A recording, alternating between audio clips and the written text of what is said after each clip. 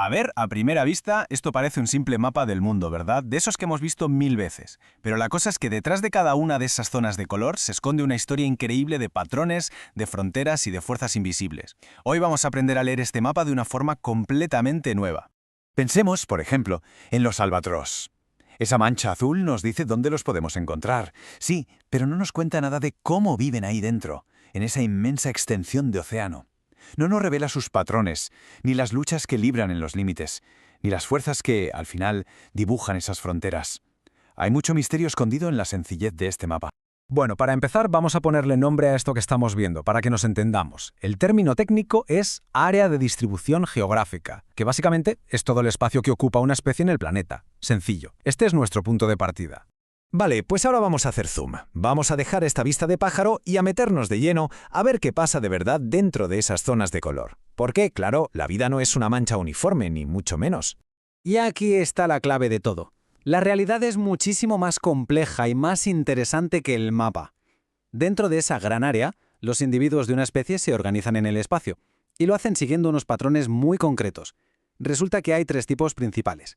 El primero es el patrón aleatorio. Para que nos hagamos una idea, imaginemos las semillas de un diente de león volando con el viento. Aterrizan donde buenamente pueden, sin ningún plan. La posición de una semilla no tiene absolutamente nada que ver con la de las demás. Pura casualidad. Luego tenemos el patrón arregado, o en grupos, que es muy diferente. Pensemos, por ejemplo, en las orcas que cazan juntas, o en plantas que solo crecen donde el suelo es más rico. Aquí los individuos se juntan porque les conviene, porque sacan algún beneficio de estar cerca, ya sea para conseguir recursos, para protegerse o para cooperar. Y el tercer patrón sería la distribución regular o uniforme.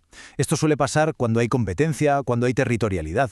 Es como estos alcatraces anidando. Cada uno mantiene una distancia mínima con sus vecinos. Es como si hubieran trazado parcelas invisibles, una organización social súper ordenada. Tenemos 3 patrones, 3 posibilidades. Pero lo más curioso de todo es que la naturaleza tiene un favorito clarísimo, y es el patrón agregado. La vida en realidad casi nunca es aleatoria, ni está perfectamente ordenada. Lo normal es que tienda a agruparse, a concentrarse allí donde las condiciones son buenas y los recursos abundan. Ya hemos visto qué pasa dentro del área, pues ahora vamos a viajar a los límites, a las fronteras, y vamos a descubrir que esas líneas que vemos en los mapas no son tan nítidas como parecen, son zonas mucho más complejas y, la verdad, fascinantes. Y para entender esto bien, vamos a fijarnos en un caso muy concreto. El de la palmera Caranday, en Argentina. Vamos a ver cómo se comporta esta especie cuando se va acercando al límite oeste de su territorio. Este gráfico es literalmente una radiografía de una frontera. Fijaos en la parte de la derecha. Eso es el centro de su territorio. La densidad de palmeras es alta, es estable, pero ahora sigamos la línea morada hacia la izquierda, hacia el borde. ¿Veis lo que pasa? La densidad se desploma de una forma brutal. La población se vuelve súper escasa, irregular, hasta que, al final, desaparece del todo. O sea, la idea clave es esta. Los bordes de un área de distribución no son un muro. Son más bien como un archipiélago. La población se va rompiendo en islas cada vez más pequeñas y más aisladas, separadas por zonas donde ya no pueden vivir, hasta que al final se desvanece.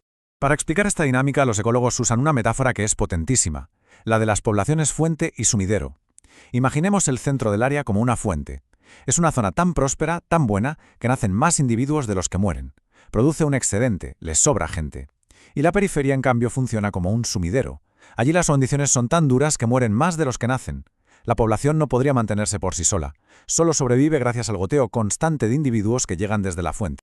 Es que esta cita es increíblemente gráfica. Describe la realidad de esas poblaciones sumidero como una zona de agotamiento. Los individuos que malviven allí son como muertos vivientes, porque son incapaces de reproducirse y de asegurar el futuro de la población sin esa ayuda que les llega de fuera. Es una imagen potentísima, ¿verdad? Vale, hasta ahora hemos tratado el mapa como si fuera una foto fija, pero la realidad se parece mucho más a una película. Así que vamos a meterle la 4ª dimensión a todo esto, el tiempo. Porque claro, las áreas de distribución están vivas, están cambiando todo el rato. Pueden expandirse, hacerse más grandes, o contraerse, hacerse más pequeñas. A veces se desplazan enteras de un sitio a otro, como una mancha de aceite, y otras veces incluso se rompen en pedazos. Son entes súper dinámicos. Y si hablamos de expansión, el ejemplo más espectacular y, la verdad, más extremo es el nuestro. Este gráfico del crecimiento de la población humana no es solo una curva que sube, no, es la historia de cómo una única especie ha redibujado por completo el mapa de la vida en todo el planeta. Al final, el motor que mueve todo esto, que hace que los mapas cambien, es siempre el mismo: la pura demografía. El equilibrio entre cuántos nacen, cuántos mueren, cuántos llegan de fuera y cuántos se van. Esa simple ecuación es la que está reescribiendo continuamente los mapas de la vida. Hemos visto el qué, el cómo y el cuándo. Pues ahora vamos a por la pregunta definitiva, a la capa más profunda de todo esto: el por qué. ¿Qué es lo que dibuja estas fronteras desde el principio? Es la pregunta del millón, ¿no? Si una especie tiene la capacidad de expandirse, ¿qué la frena? ¿Por qué no puede vivir en todas partes? O sea, ¿por qué los albatros no viven en el desierto del Sáhara o las palmeras en la Antártida? La respuesta a todo esto está en un concepto que es fundamental: el nicho ecológico. Y ojo, que no es un lugar físico, ¿eh? Es una idea, un concepto abstracto. Es, por así decirlo, el conjunto de reglas, la receta exacta de condiciones que una especie necesita para poder prosperar. Una buena forma de imaginarlo es como un punto dulce en un espacio con un montón de dimensiones. Cada dimensión es un factor: la temperatura, la humedad, el pH del suelo, el tipo de comida disponible, si hay depredadores o no. Pues bien, solo en esa pequeña zona donde todas las condiciones son las correctas, justo en ese punto dulce, la especie puede existir. Y con esto llegamos a la idea central, a la revelación que lo une todo. El mapa que vemos, el mapa físico, con sus colores, no es más que la sombra que proyecta su nicho invisible sobre la superficie de la Tierra. El área de distribución es simplemente el lugar del planeta donde las reglas abstractas de ese nicho, la temperatura correcta, la humedad adecuada, coinciden con las condiciones reales del terreno.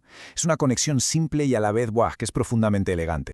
Así que la próxima vez que veamos un mapa de estos, recordemos todo lo que esconde: patrones, fronteras que se desdibujan, un movimiento constante. Y esto nos lleva a una última pregunta, que es una pregunta enorme. Si el mapa es solo la sombra del nicho, ¿qué pasa cuando el cambio climático está alterando las condiciones de todo el planeta? Pues pasa que esas reglas invisibles se están reescribiendo, ahora mismo, a toda velocidad. El gran mapa de la vida está cambiando delante de nuestras narices. Y la pregunta que queda en el aire es: ¿cómo será el mapa de mañana?